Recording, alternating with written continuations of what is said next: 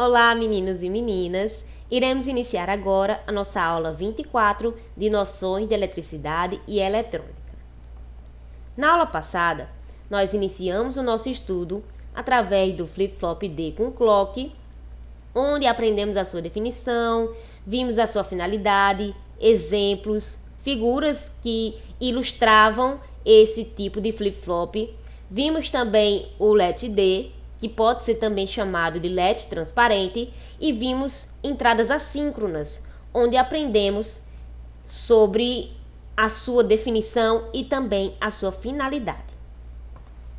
Hoje, iremos iniciar o nosso estudo através dos contadores. E o que seria um contador? São circuitos digitais que geram determinada sequência de estados sob o comando de sinal de clock. Eles são muito utilizados na contagem de pulsos provenientes de chaves e de sensores, como na construção de temporizadores e relógios digitais para gerar sequências de pulsos e medir frequência, e também fazer parte de circuitos eletrônicos como conversores analógicos digitais e digital analógico. Então, eles podem ser divididos de acordo com categorias, sequências ou módulos. Quanto às categorias, são divididas em duas. No caso, eles podem ser contadores síncronos ou contadores assíncronos. E eles podem ser também classificados de acordo com a sequência, que pode ser crescente ou decrescente. E quanto à classificação de módulos, ele pode ser binário ou decimal. Contadores assíncronos são contadores que não possuem entradas comuns de sinal de clock. O sinal inicial é aplicado no primeiro estágio e os demais recebem o sinal do estágio anterior.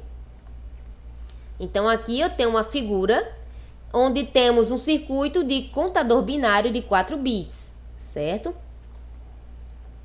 E aqui nós temos esta figura ilustrando as formas de onda do contador assíncrono. E nesse tipo de contador, as saídas de cada flip-flop acionam a entrada CLK do flip-flop seguinte. E esse tipo de contador é chamado de contador assíncrono, porque os flip-flops não mudam de estado exatamente com o mesmo sincronismo com que os pulsos de clock são aplicados. Então, aqui, apenas o flip-flop A responde aos pulsos de clock. Já o flip-flop B tem de esperar o flip-flop A mudar de estado antes que ele possa comutar. E o flip-flop C tem de esperar pelo flip-flop B e assim por diante, como vimos naquela imagem aqui, certo? Aqui temos o flip-flop A, flip-flop B, o C e o D. Cada um tem que esperar, certo? Então, assim, existirá um atraso entre as respostas do flip-flop sucessivos e, neste atraso, é normalmente de 5 a 20 nanosegundos por flip-flop. Em alguns casos, esse atraso pode ser problemático. E esse tipo de contador também é frequentemente denominado contador ondulante, devido à maneira de os flip-flops responderem um após o outro como um tipo de efeito de ondulação. E agora nós vamos ver os contadores síncronos. Os problemas encontrados com os contadores assíncronos são provocados pelo acúmulo de atraso de propagação dos flip-flops. Em outras palavras, nem todos os flip-flops mudam de estado simultaneamente em sincronismo com os pulsos de entrada. Essas limitações podem ser superadas com o uso de contadores síncronos ou paralelos, como eles também podem ser chamados, certo? Nos quais os flip-flops são disparados simultaneamente em paralelo pelos pulsos de clock de entrada.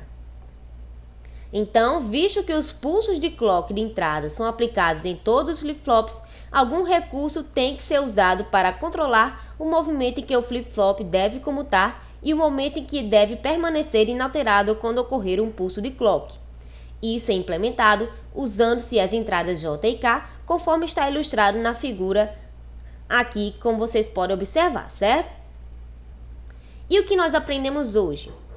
Nós vimos sobre os contadores, onde aprendemos que eles se classificam em assíncronos, síncronos, vimos a sua definição, aprendemos a definição do contador assíncrono, a definição do contador síncrono, vimos a diferença entre eles dois e ilustramos através de exemplos cada um deles, certo? Então aqui nós temos as referências, por hoje é só e até a próxima aula.